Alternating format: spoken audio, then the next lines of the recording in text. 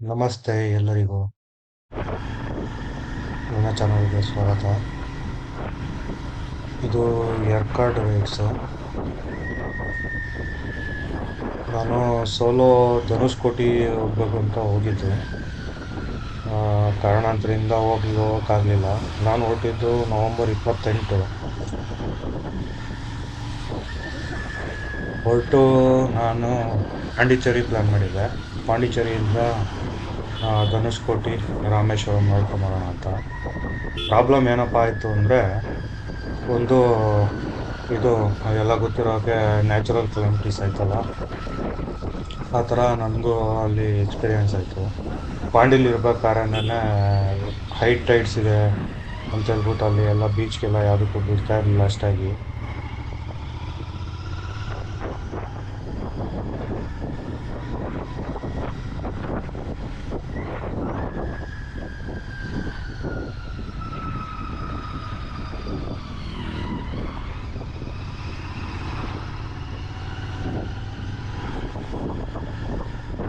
ಇದು cyclone ಶುರುವಾಗಿತ್ತು. Tropical cyclone ರಾಬಿಯನ್ ಅಂತ ಹೇಳ್ಬಿಟ್ಟು. ಅಲ್ಲಿ ಏನೋ ಇನ್ವೆಸ್ಟ್ 22 ಅಂತನೋ ಇನ್ವೆಸ್ಟ್ 20 ಅಂತನೋ ಏನೋ ಹೆಸರಿಟ್ಟಿದ್ರು ಅಂತ ಹೇಳಿದ್ರು. ಅವಾಗಿನ್ನೂ ಶುರುವಾಗಿತ್ತು ಅಂತ ಹೇಳಿದ್ರು. ಆದರೂ ಅವತ್ತು ತುಂಬ ಹೈ ಟೈಡ್ಸ್ ಇತ್ತು ಪಾಂಡಿಲಿ. ಇದು ಯರ್ಕಾಡ್ ಬಂದ್ಬಿಟ್ಟು ನಮ್ಮದು ಅನ್ಪ್ಲ್ಯಾನ್ಡ್ ಟ್ರಿಪ್. ಎಲ್ಲಿ ಹೋಗೋದು ಏನು ಮಾಡೋದು, 2 ಡೇಸು ಪ್ಲ್ಯಾನ್ ಮಾಡಿದ್ನಲ್ಲ ಸೋಲೋ ರೈಡಿಂಗ್ಗೆ ಅಂತ ಹೇಳ್ಬಿಟ್ಟು, ಸುಮ್ಮನೆ ಎಷ್ಟು ದೂರ ಬಂದಿದ್ದೀನಲ್ಲ, ನೋಡೋಣ ಏನು ಮಾಡೋದು ಅಂತ ಹೇಳ್ಬಿಟ್ಟು ಯರ್ಕಾಡ್ ಪ್ಲ್ಯಾನ್ ಮಾಡಿದ್ದೀವಿ. ಯರ್ಕಾಡ್ ಪ್ಲ್ಯಾನ್ ಮಾಡಿದ್ರೆ ಏನಪ್ಪ ಆಯಿತು ಅಂದರೆ, ನಾನು ಇದಕ್ಕೆ ಹೊರಟೆ. ಅಲ್ಲಿಂದ ಪಾಂಡಿಯಿಂದ ಯಾವುದೋ ಒಂದು ಪ್ಲೇಸ್ ಹೋಗ್ಬೇಕಿತ್ತು, ಅಲ್ಲಿಗೆ ಹೋಗಿದ್ದೆ. ಅಲ್ಲಿಂದ ಹೊರಟಿ ಬರೋ ಅಷ್ಟೊತ್ತಿಗೆ, ಸೇಲಂ ಹತ್ತತ್ರ ಬರೋ ಅಷ್ಟೊತ್ತಿಗೆ ನೈಟ್ ಆಗಿಬಿಟ್ಟಿತ್ತು. ಅಲ್ಲಿ 8-8:30 ಆಗಿತ್ತು. 8-8:30ಗೆ ಸೇಲಮ್ಗಿನ್ನ ಸ್ವಲ್ಪ ಹಿಂದೆಗಡೆ ರೂಟ್ ತೋರಿಸ್ತಾ ಇತ್ತು ಯರ್ಕಾಡ್ಗೆ ಅಂತ. ಎಲ್ಲರಿಗೂ ಕೇಳಿದ್ದಕ್ಕೆ ಅವ್ರೇನಂತ ಹೇಳಿದ್ರು, ತುಂಬ ಹತ್ರ, ಚೆನ್ನಾಗಿದೆ, ಬರೋ ಒಂದು 27 ಕಿಲೋಮೀಟ್ರ್ ಏನೋ ಆಗುತ್ತೆ ಅಷ್ಟೇ ಇಲ್ಲಿಂದ ರೈಟ್ ತೊಗೊಳ್ಳಿ, ಸೇಲಂವರೆಗೂ ಹೋಗ್ಬೇಡಿ ಅಂತ ಹೇಳಿದ್ರು. ಸರಿ ಆಯಿತು ಅಂತ ಹೇಳ್ಬಿಟ್ಟು ಆ ರೂಟ್ ತೊಗೊಂಡೆ. ಅದ್ರದ್ದು ಒಂದು ವೀಡಿಯೋ ಇದೆ, ಯರ್ಕಾಡ್ ಅಟ್ ನೈಟು ಅಂತ ಹೇಳ್ಬಿಟ್ಟು. ಗೂಗಲಲ್ಲಿ ಮ್ಯಾಪ್ ಹಾಕ್ಕೊಂಡಿದ್ದೆ. ಅಲ್ಲೆಲ್ಲ ಒಂದು ಕಡೆ ಟೀ ಬ್ರೇಕ್ ಹಾಕೋಣ, ತುಂಬ ರೋಡೆಲ್ಲ ನ್ಯಾರೋ ಇತ್ತು, ಮುಂದೆ ಏನೂ ಸಿಗಲ್ಲ ಅಂತ ಹೇಳಿದ್ರು ಅಲ್ಲಿ. ಆ ಸಿಟಿ ಬಿಟ್ಮೇಲೆ ಇನ್ನು ನೆಕ್ಸ್ಟ್ ಯರ್ಕಾಡ್ ಸಿಟಿನೇ ನಿಮಗೆ ನೆಕ್ಸ್ಟ್ ಅಂತ. ಸರಿ ಆಯಿತು ಅಂತ ಅಲ್ಲಿ ಟೀ ಕುಡಿದ್ಬಿಟ್ಟು ಹೊರಟಾಗ ಮ್ಯಾಪ್ ಹಾಕೋಕ್ಕೆ ಹೋಗ್ತೀನಿ, ನೆಟ್ವರ್ಕ್ ಇಲ್ಲ. ಇದೇ ರೋಡು ಅಂತ ಹೇಳಿದ್ರಲ್ಲ, ಒಂದೇ ರೋಡು, ಎಲ್ಲೂ ಟರ್ನಿಂಗ್ ಇಲ್ಲ ಅಂತ ಹೇಳಿದ್ರು. ನೋಡೋಣ ಅಂತ ಆ ರೋಡಲ್ಲಿ ಹೊರಟು ಬಂದರೆ ತುಂಬ ನ್ಯಾರೋ. ಒಂದು ಬೈಕು ಹೋಗ್ಬೋದು ಅಷ್ಟೇ. ಒಂದು ಕಾರ್ ಬಂದರೆ ಬೈಕ್ನ ಸೈಡ್ಗೆ ಹಾಕೋಬೇಕು, ಇಲ್ಲ ಅಲ್ಲೇ ಒಂದು ಸ್ವಲ್ಪ ಜಾಗ ಇತ್ತು ಆ ಥರ. ಈಗ ನಾನು ಬರ್ತಾ ಇದ್ದೀನಲ್ಲ, ಈ ರೋಡು ಫೆಮಿಲಿಯರ್ ರೋಡು, ಅಗಲ ಇದೆ, ಚೆನ್ನಾಗಿದೆ ಇದು ರೋಡು. ಆ ರೋಡಲ್ಲಂತೂ ಭಯಂಕರ. ನೈಟ್ ಒಬ್ಬರು ಇಲ್ಲ ಕೇಳೋಕ್ಕೆ. ಒಂದು 22 ಕಿಲೋಮೀಟರ್ಸ್ವರೆಗೂ ಒಬ್ಬರು ಸಿಗಲಿಲ್ಲ ಆ ರೋಡಲ್ಲಿ. ರೋಡ್ ಬೇರೆ ತುಂಬ ಹೆವಿ ನ್ಯಾರೋ ಇತ್ತು. ಆಮೇಲೆ ಏನಾಯ್ತಪ್ಪ ಅಂದರೆ, ಅಲ್ಲಿ ಯಾರೋ ಒಂದು 3 ಜನ ಬೆಂಕಿ ಕಾಯಿಸ್ಕೊತಾಯಿದ್ರು. ಅವ್ರು ಬೆಂಕಿ ಕಾಯಿಸ್ಕೊಳ್ಳೋರಿಗೆ ಕೇಳಿದೆ, ಇನ್ನೂ ಎಷ್ಟು ದೂರ ಇದೆ ನಮ್ಮದು ಡೆಸ್ಟಿನೇಷನ್ ಯರ್ಕಾಡ್ ಅಂತ ಹೇಳ್ಬಿಟ್ಟು. ಅಲ್ಲಿ ಹೇಳೋದ್ರಲ್ಲಿ ಮುಂದೆ ಹೋಗಿ ಲೆಫ್ಟು ತೊಗೋಬೇಕು, ನೀವು ಯಾವ ಸೈಡ್ ಊಟಕ್ಕೆ ರೂಮ್ ಮಾಡಿದ್ದೀರಾ ಅಂತೆಲ್ಲ ಕೇಳಿದ್ರು. ಹೇಳಿದ್ಮೇಲೆ ಅವರು ಕರೆಕ್ಟ್ ಅಡ್ರೆಸ್ ಹೇಳಿದ್ರು. ಅಲ್ಲೂ ನೆಟ್ವರ್ಕ್ ಇರಲಿಲ್ಲ. ಅಲ್ಲಿಂದ ಅಲ್ಲಿ ಬರೀ ಜಿಯೋ ಮಾತ್ರ ಸಿಗುತ್ತೆ, ಏರ್ಟೆಲ್ಲೆಲ್ಲ ಏನೋ ನೆಟ್ವರ್ಕ್ ಸಿಗೋಲ್ಲ ಸರಿಯಾಗಿ ಅಂತ ಹೇಳಿದ್ರು. ಯರ್ಕಾಡ್ ಹೋದರೆ ಸಿಗುತ್ತೆ ನಿಮಗೆ ಅಂತ ಹೇಳಿದ್ರು. ಇಲ್ಲಿಂದ ನನ್ನ ಡೆಸ್ಟಿನೇಷನ್ 5 ಕಿಲೋಮೀಟರ್ಸ್ ಇತ್ತು. ತಲುಪಿದೆ ನೈಟ್ ಆಗಲೇ ಒಂದು 11 ಗಂಟೆ ಆಗಿತ್ತು. ಅಲ್ಲಿಂದ ಆಮೇಲೆ ಏನು ಮಾಡಿದೆ, ಇಲ್ಲೇ ಎಲ್ಲ ವ್ಯೂ ಪಾಯಿಂಟ್ಸ್ಗಳಿತ್ತು. ಒಂದು ಸ್ವಲ್ಪ ವ್ಯೂ ಪಾಯಿಂಟ್ಸ್ಗಳು, ಬೆಳಗ್ಗೆ ಎದ್ದು ವ್ಯೂ ಪಾಯಿಂಟ್ಸ್ಗಳೆಲ್ಲ ಕವರ್ ಮಾಡಿಕೊಂಡೆ. ಇದೆ ನೋಡಿ, ಇದು ಬಂದ್ಬಿಟ್ಟು 20 ಏರ್ ಪಿನ್ ಬೆಂಡ್ಸ್ ಇರೋಂಥ ರೋಡು. ಈಗ ನಾನು ಟ್ರಾವೆಲ್ ಮಾಡ್ತಾ ಇರೋದು ಈಗ ಪ್ರೆಸೆಂಟ್ ಈ ರೋಡಲ್ಲಿ. ಇಂಟರ್ಸೆಪ್ಟರಲ್ಲಿ ತುಂಬ ಬಗ್ಸ್ ಹೊಡೆಯೋಕ್ಕಾಗಲ್ಲ. ಇಲ್ಲೇನು ಮಾಡ್ತಿದ್ದಂಗೆ ಹಿಂದೆಗಡೆದು ಟೈರು ಸ್ಕಿಡ್ ಆಗುತ್ತೆ. ಇದು ನಂದು ಸ್ಟಾಕ್ ಟೈರ್ಸ್ ಇರೋದು, C8. ಇದರಲ್ಲಿ ಅಷ್ಟು ವೆಟ್ ಗ್ರಿಪ್ ಇಲ್ಲ, ಮತ್ತು ಅಷ್ಟು ಬಗ್ಸೋಕ್ಕೆಲ್ಲ ಆಗಲ್ಲ. ಬಗ್ಸಿದ್ರೆ ಸ್ವಲ್ಪ ಸ್ಲೈಡ್ ಆಗುತ್ತೆ. ಅದ್ರ ಜೊತೆಗೆ ಬೇರೆ ಮಳೆ ಬೇರೆ ಬಂದಿತ್ತು.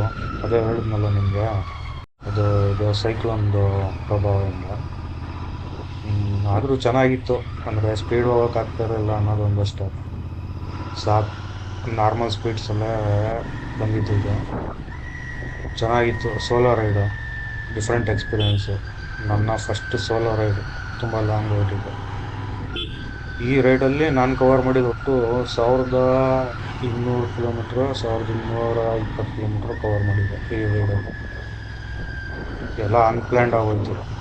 ರಾಮೇಶ್ವರಂ ಧನುಷ್ಕೋಟಿಲಿ ಹೋಗ್ಬೇಕು ಅಂತೇಳಿ ಪ್ಲ್ಯಾನ್ ಮಾಡಿದ್ದಿದ್ದು. ಅದು ಹೋಗಿ ಅಲ್ಲಿಂದ ಇನ್ನೊಂದೆಲ್ಲ ಹೋಗಿದ್ದೆ. ಪ್ಲೇಸ್ ಹೆಸರು ಗೊತ್ತಾಗುತ್ತಲ್ಲ, ಚೆನ್ನಾಗಿದೆ ಅಂತ ಹೇಳಿದ್ರು ಅಂತ ಅಲ್ಲೋಗಿದೆ. ಅದು ಅಲ್ಲಿ ಪಾಂಡಿಯಿಂದ ಅಲ್ಲಿಗೆ 200 ಕಿಲೋಮೀಟ್ರು. ನನಗೆ ಅದು ಇದು ಅನ್ಪ್ಲ್ಯಾನ್ಡ್ ಆಯ್ತಲ್ಲ, ಸುಮ್ಮನೆ ಬರೋ ರೈಡ್ಸ್ ಆಗೋಯ್ತು ರೋಡ್ ಮೇಲೆ ಓಡಾಡಿದೆ. 3 ಡೇಸಲ್ಲಿ 1200 ಕಿಲೋಮೀಟ್ರ್ ಕವರ್ ಮಾಡಿದ್ದೆ. ಇದು ಎರ್ಕಾಡು ರೀಸನಬಲ್. ನಮ್ಮ ಕರ್ನಾಟಕಕ್ಕೆ ಹೋಲಿಸ್ಕೊಂಡ್ರೆ ಎಲ್ಲಾದರೂ ಟೂರಿಸ್ಟ್ ಸ್ಪಾಟ್ಸ್ಗಳಿಗೆ ಹೋಗ್ತೀವಿ ಅಂದರೆ ವೀಕೆಂಡ್ಸಲ್ಲಿ ತುಂಬ ರೇಟ್ ಜಾಸ್ತಿ. ಇಲ್ಲಿ ಎರ್ಕಾಡು ಪರವಾಗಿಲ್ಲ, ನಾರ್ಮಲ್ ರೇಟ್ಸೇ ಇತ್ತು. ಅಷ್ಟೊಂದು ಸುಲಿಗೆ ಅಂತ ಏನಿಲ್ಲ ಇಲ್ಲಿ. ಮತ್ತು ಈ ಗಾಡೀಲಿ ಬಂದ್ಬಿಟ್ಟು ವಾಂಬ್ಲಿಂಗ್ ಇಶ್ಯೂ, ಸಖತ್ ವಾಂಬಲ್ ಆಗುತ್ತೆ ಹ್ಯಾಂಡಲೆಲ್ಲ.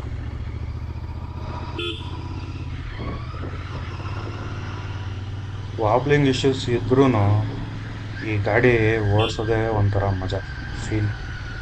ನಮ್ಮ ಮಿಡ್ಲ್ ಕ್ಲಾಸ್ಗೆಲ್ಲ ಒಂಥರ ಸೂಪರ್ ಬೈಕ್ ಇದ್ದಂಗೆ.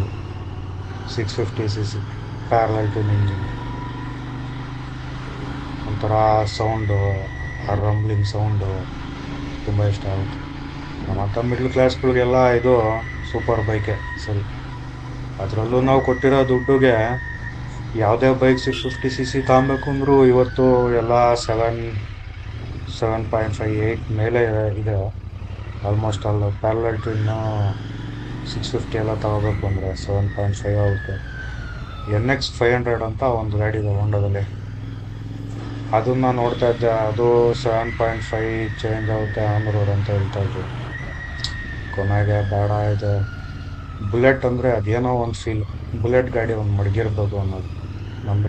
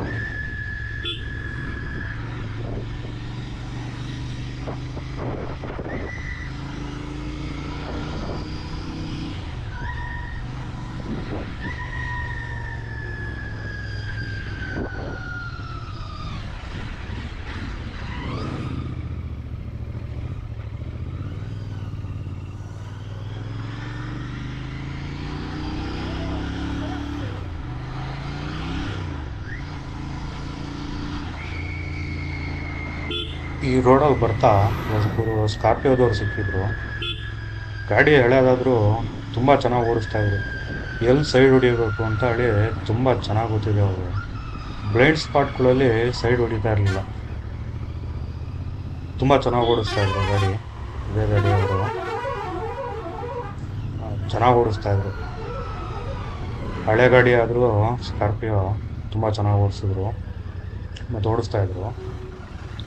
ಒಂದು ಗಾದೆ ಐತೆ ನೋಡಿ, ಎಲ್ಲ ಡ್ರೈವರ್ ಮೇಲೆ ಡಿಪೆಂಡ್ ಆಗುತ್ತೆ. ಯಾವ ಥರ ಅಂದರೆ, ಈ ಕುದುರೆ ಯಾವುದಾದ್ರೂ ಜಾಕಿ ಚೆನ್ನಾಗಿರೋದು, ಜಾಕಿ ಎಕ್ಸ್ಪೀರಿಯನ್ಸ್ ಜಾಕಿ ಇರಬೇಕು ಅಂತಾರಲ್ಲ, ಆ ಥರ ತುಂಬ ಚೆನ್ನಾಗಿ ಓಡಿಸ್ತಾರೆ ಗಾಡಿ. ನೋಡಿ ಈಗ ಸೈಡೂ ಅಷ್ಟೇ, ಅವರು ಎಲ್ಲ ಕಡೆನೂ ಸೈಡ್ ಹೊಡಿತಾ ಇರಲಿಲ್ಲ. ಮುಂದೆಗಡೆ ವಿಸಿಬಿಲಿಟಿ ಸಿಕ್ತಂಗೆ ಮಾತ್ರ ಸೈಡ್ ಹೊಡಿತಾ ಇದ್ರು. ಮುಂದೆ ವಿಸಿಬಿಲಿಟಿ ಇತ್ತು, ಸೈಡ್ ಹೊಡಿತಾ ಇದ್ರು. ನೋಡಿ ಈಗ ಅಂಟರೋನು ಒಂದು ಹಿಂದೆಗಡೆ ಯಾರೋ ಸೈಡ್ ಹೊಡಿತವ್ರೆ ಅಂದರೆ ಅವ್ರ ಹಿಂದೆ ಫಾಲೋ ಮಾಡ್ಕೊಂಡು ನಾವು ಸೈಡ್ ಹೊಡಿಬಾರ್ದು ಅನ್ನೋದಕ್ಕೆ ಇದೇ ಹೇಳೋದು. ಈಗ ಅವನು ಹೊರಡ್ತಾ ಇದ್ದ ಉತ್ಸವ.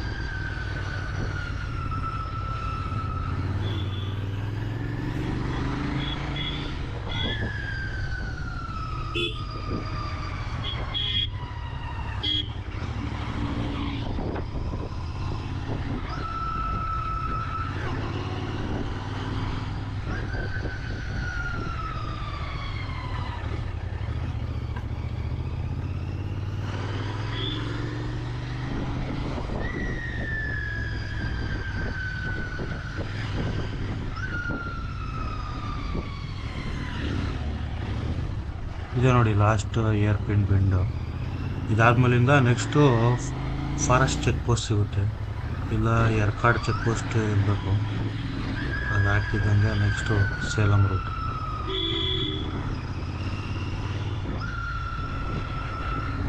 ತುಂಬ ಚೆನ್ನಾಗಿ ಪೇಂಟಿಂಗ್ ಮಾಡಿದ್ರು ಈ ಜಾಗದಲ್ಲಿ.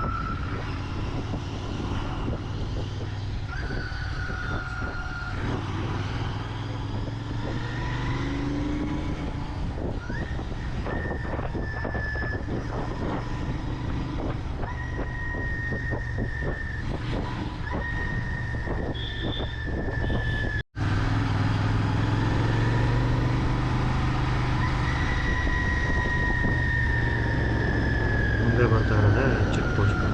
ಇಲ್ಲಿಗೆ ಘಾಟ್ ಸೆಕ್ಷನ್ ಎಂಡ್ ಆಯಿತು. ನೆಕ್ಸ್ಟು ನಾರ್ಮಲ್ ರೋಡ್ ಶುರು ಆಯಿತು. ಎಲ್ಲರಿಗೂ ಧನ್ಯವಾದಗಳು ನನ್ನ ವಿಡಿಯೋ ನೋಡ್ತಾ ಇರೋದೆಲ್ಲರಿಗೂ.